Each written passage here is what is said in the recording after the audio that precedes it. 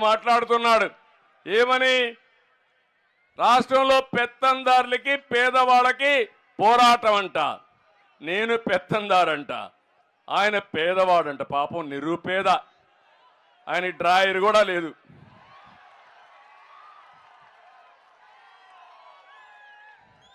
Paper లేదు, TV లేదు, బంగ్లాలు లేవు, ప్యాలెస్లు లేవు, బట్టలు లేవు. ఏం తింటాడో నాకైతే అర్థం కాల. గడ్డి తింటాడు. ఈ గడ్డే తింటున్నాడు, అడుక్కుంటున్నాడు. మా చెల్లెమ్మ చెప్పినట్టు రేపు వస్తాడు, అప్పుడు ఓట్లు అడుక్కున్నాడు. భస్మాసుడు మార్గం మీ నెత్తిన చేయబెట్టాడు. ఇప్పుడు మళ్ళా కథలు గుద్దుడే గుద్దుడు. ఇప్పుడు 5 ఏళ్ళు వదిలిపెట్టకుండా గుద్దాడు. మళ్ళా ఓటేస్తే ఇంకా బానిసలమే. మనం ఆ విషయం గుర్తుపెట్టుకోవాల్సిన అవసరం ఉంది. ఆ రోజు మీరు చూడండి, పేదవాళ్ళ కోసం 200 రూపాయల పింఛన్ని 2000 రూపాయలు పెంచిన ఘనత తెలుగుదేశం పార్టీది. అవునా కాదా? పెన్షన్ తీసుకొచ్చిందే మన నాయకుడు ఎన్టీ రామారావు గారు. ఆ తర్వాత నేను 200 రూపాయలు ఉంటే ఒకేసారి 1000 రూపాయలు చేశా, దాన్ని మళ్ళా 2000 చేశా. మీటింగ్లో వస్తే మాట్లాడతాడు అబద్ధాల కోరు ఈ ముఖ్యమంత్రి. ఆయన 1000 రూపాయల నుంచి 3000 చేశాడంట. ఎవరు చేశారు తమ్ముడు 2000 వరకు? నేను చేశాను. తెలుగుదేశం చేసిందంటే గట్టిగా చప్పట్లు కూడా చెప్పండి. జగన్మోహన్ రెడ్డి అనునిత్యం అబద్ధాలు చెప్తావు. ఈ విషయంలో మీరు ప్రజలను అడిగితే వాళ్ళే చెప్తారు. రికార్డులు చూస్తే అవి అర్థమవుతాయి. మళ్ళీ నేను చెప్తున్నా, ఈ ముఖ్యమంత్రి చేసిన ఇది మీరు చూస్తే మీ అందరికీ తొలి రోజునే పెన్షన్ ఇస్తానని చెప్పాడా లేదా? 3000 ఇస్తాన్నాడా లేదా? తర్వాత వంతుల వారిగా దశల వారిగా ఇస్తానని మాట మార్చేశాడు. కాదా? మీ బలహీనత ఈ ముఖ్యమంత్రికి అర్థమైపోయింది. అందుకే బాధుడే బాధుడు.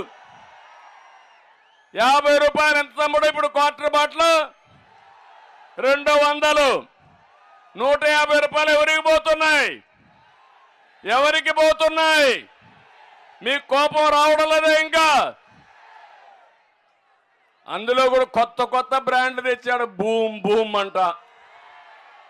నాకైతే తాగే అలవాట్లేదు. ఎప్పుడు పేర్లు మా తల్లి చెప్తా ఉంది, శాశ్వతంగా పైకి పోతారు.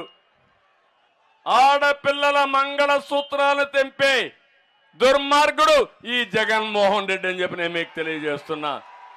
మీ ఆరోగ్యంతో ఆడుకుంటున్నాడు, మీ జీవితాలతో ఆడుకుంటున్నాడు, మిమ్మల్ని ఆర్థికంగా చితగొడుతున్నాడు. మళ్ళీ చెప్పిన తప్పు చెప్పకుండా చెప్తున్నాడు. ఇప్పుడు ఏమంటున్నాడు? మీకు ఎన్నికల ముందు వచ్చినప్పుడు చెప్పాడు, జ్ఞాపకం ఉందా మీకు? మద్యపాన నిషేధం పెడతా అన్నాడా లేదా? నేను మద్యపాన నిషేధం చేయకపోతే మీ ఓటు అడగలని చెప్పాడా లేదా? ఇప్పుడు ఆ మాట ఎత్తున్నాడా? ఓటు అడిగే హక్కుందా ఇతనికి? కాదు. మీరు రాబోయే 25 ఏళ్ళు తాగుతానే ఉండాలంట. 25,000 కోట్ల రూపాయలు అప్పు తెచ్చాడు. ఒకవేళ మగవాళ్ళు తాకపోతే బలవంతంగా తాగిస్తారు. బానిసత్వం అలవాటు చేసే మనస్తత్వం ఈ ముఖ్యమంత్రి అని చెప్పి కూడా నేను మీకు తెలియజేస్తున్నా. అంతేకాకుండా ఈరోజు ఇలాంటి కార్యక్రమాలు మనం చూస్తే చెత్త మీద కూడా పన్నేశాడు. ఎక్కడ చూసినా విపరీతమైన అనర్థాలకు దారితీశాడు. ఈరోజు దేశంలోనే పెట్రోల్ డీజిల్లో అధికంగా ఉండే రాష్ట్రంలో నెంబర్ 1 మంది. అత్యధికంగా రైతుల అప్పుల్లో ఉండే రాష్ట్రం నెంబర్ 1 మంది. జగన్ ఒక అప్పుల అప్పారావు. 13 లక్షల కోట్ల రూపాయలు అప్పు చేశాడు. ఎవరు కడతారు? జగన్మోహన్ రెడ్డి కడతాడా? ఓడిపోతే ఎక్కడికి బారిపోతారో తెలియదు, పట్టుకు రావాలా మళ్ళా మనం. కానీ 13 లక్షల కోట్లు మనమే కట్టాలి. అవునా కాదా అని మిమ్మల్ని అడుగుతున్నా. ఇంకో పక్కన గంజాయి డ్రగ్స్ లో మాత్రం మనమే టాప్. మీరు ఒక విషయం గుర్తుపెట్టుకోవాలి, ఎవరైనా గంజాయికి అలవాటు అయితే ఆ పిల్లలు మన పిల్లలు కాదు, మన కంట్రోల్లో ఉండరు. ఇంకా ప్రతి ఒక్క ఆడబిడ్డను కోరుతున్నా, మీరందరూ గుర్తుపెట్టుకోవాలి, మన పిల్లల్ని మనం కాపలా కాయలేం. బయట పోయినప్పుడు ఎవడైనా గంజాయి అలవాటు నేర్పిస్తే ఇంకా జీవితాంతం అతను మన చేతుల్లో ఉండడు. మనం పోగొట్టుకోవాలి. ఇంత దుర్మార్గం జరిగితే ఏ రోజు ఒక్క రోజైనా సరే గంజాయి లేకుండా చేయడానికి సమీక్ష చేశాడా ఈ ముఖ్యమంత్రి? ఇది న్యాయమా అని మిమ్మల్ని అడుగుతున్నా. ఇంత దుర్మార్గుడు వదిలిపెడతారా అని మిమ్మల్ని అడుగుతున్నా. ఇంకో పక్క విద్యుత్ రేట్లు, మద్యం రేట్లు, ఇసుక ధరల్లో కూడా మనమే టాప్. ఎన్నికల ముందు మీకు ఒక మాట చెప్పాడు, జ్ఞాపకం ఉందా? నేను ఉచిత ఇసుక ఇస్తా ఉంటే దాన్ని విమర్శించాడు, కావాలని అపవాదులేశాడు. ఈరోజు అడుగుతున్నా, ఇసుక ఆ రోజు చౌకగా ఉందా, ఈరోజు చౌకగా ఉందా? ఆ రోజు మీరు ట్రాక్టర్ పెట్టుకుంటే ఎక్కడైనా ఇసుక తీసుకుపోయే స్వేచ్ఛ మీకుండే, ఈరోజు ఉందా?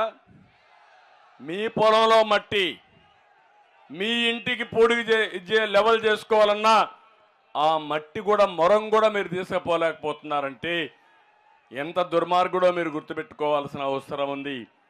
రాష్ట్ర ఖనిజ సంపద దోచేస్తున్నాడు. నాకు అర్థం కాల, వీళ్ళు అన్నం తింటారా ఇసుక తింటారో నాకైతే అర్థం కావడంలా. నిద్రలేస్తే ఇదే పని. ఇంకో పక్క కోర్టు ధిక్కరణ కేసులో ఏపీ నెంబర్ 1. మా తమ్ముళ్ళు ఉన్నారు ఇక్కడే. తమ్ముళ్ళు జాబులు వచ్చాయా అని అడుగుతున్న తమ్ముళ్ళని. ఏం చెప్పాడు? జనవరిలో జాబ్ క్యాలెండర్. 5 ఏళ్ళు అయిపోయిందా? పోగాలం వచ్చిందా? పోయే రోజులు దగ్గర పడ్డాయా? 5 ఏళ్ళు మీకు ఉద్యోగాలు ఇచ్చాడా అని మిమ్మల్ని అడుగుతున్నా. డిఎస్సి పెట్టాడా అని మిమ్మల్ని అడుగుతున్నా. డిఎస్సి పెట్టడు, ఉద్యోగాలు లేవు. కడాన మీరు చూస్తే ఎంత దుర్మార్గం అంటే ఉండే పరిశ్రమలు కూడా పారిపోయినాయి. వాళ్లకు వాటాలు అడిగాడు, ఎక్కడికక్కడ వాటాలు అడిగితే ఈ రాష్ట్రం కాకపోతే ఇంకొక రాష్ట్రం అని వాళ్ళు కూడా పారిపోయే పరిస్థితికి వచ్చారు. అంటే మొత్తం ఒకటే చెప్తున్న, జాబు రావాలంటే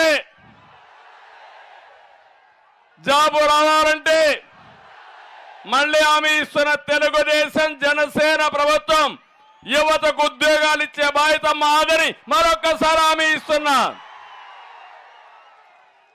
ప్రతి ఒక్క తల్లి, ప్రతి ఒక్క తండ్రి పిల్లల్ని బాగా చూసుకుంటాం.